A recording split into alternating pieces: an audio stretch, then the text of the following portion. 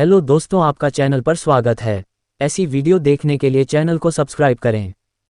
कई खौफनाक हवेलियों भूतिया हवेली के किस्से अब तक आपने सुने होंगे, मगर ऐसी कोई हवेली नहीं थी जहां कोई रहता हो। इसलिए दास्तान कितनी सच है और कितनी झूठ, ये शक हमेशा बना रहता था।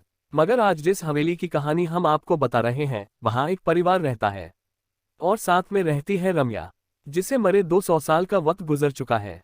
अगर वक्त के पन्नों का हिसाब लिया जाए तो दास्तान करीब 200 साल पुरानी है।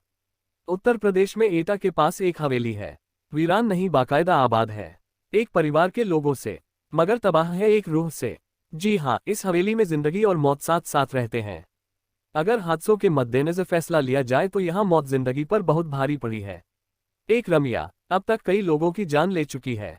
वो रमिया एक तवाइफ थी जिसका कभी जलवा हुआ करता था, मगर दो भाइयों ने उस पर अपना दावा ठोक दिया। नाच देखने के दौरान झगड़ा हुआ, फिर झगड़ा शुरू हुआ और फिर इस झगड़े में जो हुआ उसकी निशानी थी एक मौत। वो रमिया झगड़े में बेमौत मारी गई। ये किस्सा है 200 साल पहले का, लेकिन आज भी वो उसी हवेली में दिखती है, नाच गाने घुंघरुओं की आवाज के साथ।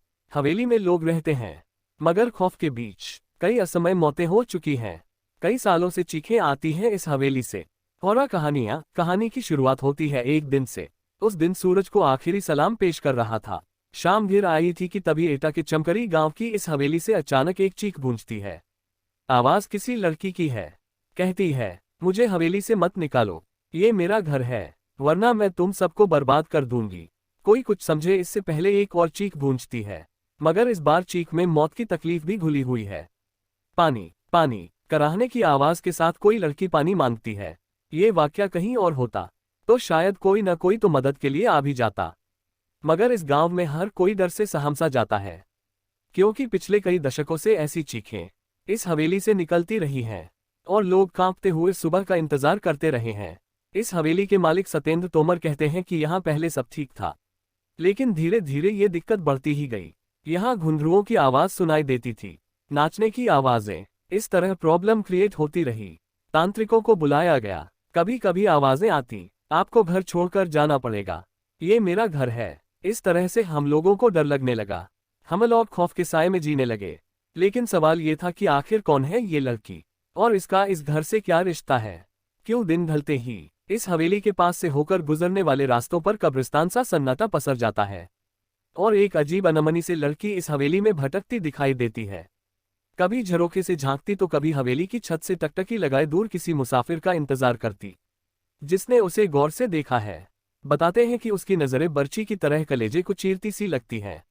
मगर कभी इन्हीं नजरों के दीवाने थे लोग। वो जहां खड़ी होती थी उसी के आसपास खड़े होकर लोग उसका दीदार करना चाहते थे। जिस घर में वो रहती थी उसकी खिड़की पर लोगों की नजरें टकटकी लगाए रहती हैं।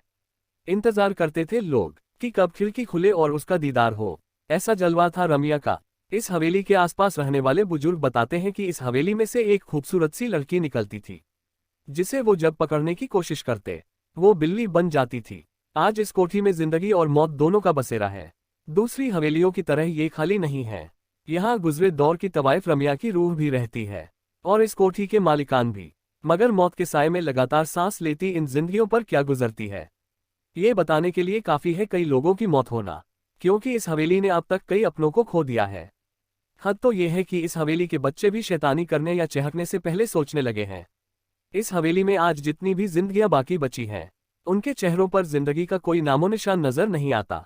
एक खूबसूरत मगर खौफनाक चेहरा उन्हें लगातार नजर आता है, एकटक घूरता हुआ, शायद ये पूछता हुआ कि इतने लोगों की मौत के बाद भी क्या हिम्मत बाकी है यहाँ रहने की। मगर रमिया आखिर क्यों इंतकाम की आग में झुलस रही है? क्यों उसे मासूम बच्चों पर भी तरस नहीं आता? क्या हुआ था उसके साथ? आखिर कौन थी रमिया बाई? उसकी पायल जब छनकती थी तो लोग दीवाने हो जाया करते थे।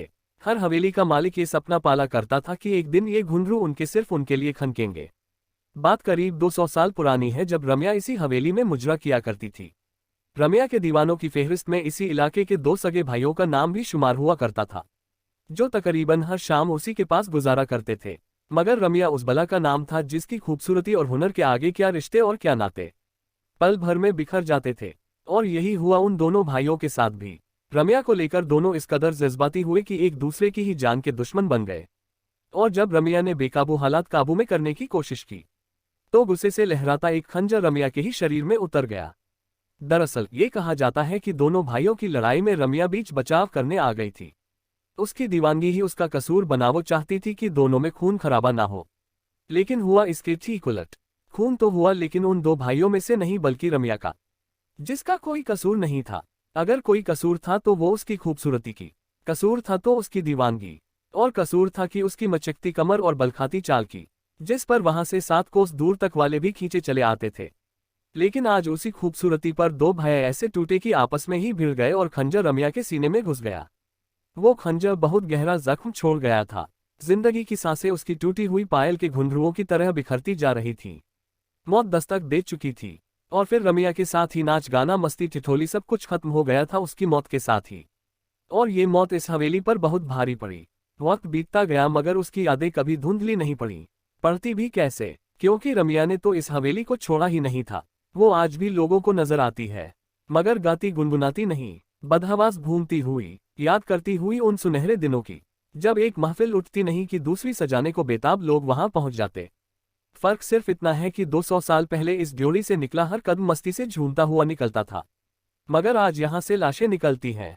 आज भी यहां मरने वालों का दिखता है साया। इस बारे में हवेली मालिक सतेंद्र तोमर बताते हैं कि मेरी मां को एक दिन साया दिखाई दिया था, इसके बाद उनकी मौत हो गई थी। इस तरह रम्या का प्रकोप हमारी हवेली पर हमेशा खौफनाक साए की तरह पड़ता गया है। एक एक कर मेरे 3 बच्चे, फिर मेरी पत्नी की भी जान जा चुकी है। हालांकि अब इस हवेली को बचाने की जिम्मेदारी सतेंद्र पर ही है। वो एक पढ़े लिखे इंसान है, और इससे पहले वो भूत प्रेत जैसी बातों को मानते भी नहीं थे। मगर आज जब वो अपने परिवार पर नजर दौड़ाते हैं तो हर रिश्ता अधूरा नजर आता है। वो जिंदा है मगर पत्नी नहीं रही, कोई बच्चा जिंदा है तो मां मर चुकी है, भाभी है मगर भाई जान गंवा चुका है। कहते हैं कि तोमर परिवार से पहले इस हवेली में गुप्ता परिवार रहा करता था। लगातार हुई मौतों ने गुप्ता परिवार को इतना तोड़ दिया कि उन्होंने कौड़ियों के दाम ये हवेली बेच दी। खरीदी तोमर परिवार ने, और खरीदते ही बच्चे बूढ़े जवान एक एक करके 8 लोग मौत के मुंह में समा गए। फिर सहारा लिया पूजा पाठ का, नतीजा इस बार उसकी जान गई।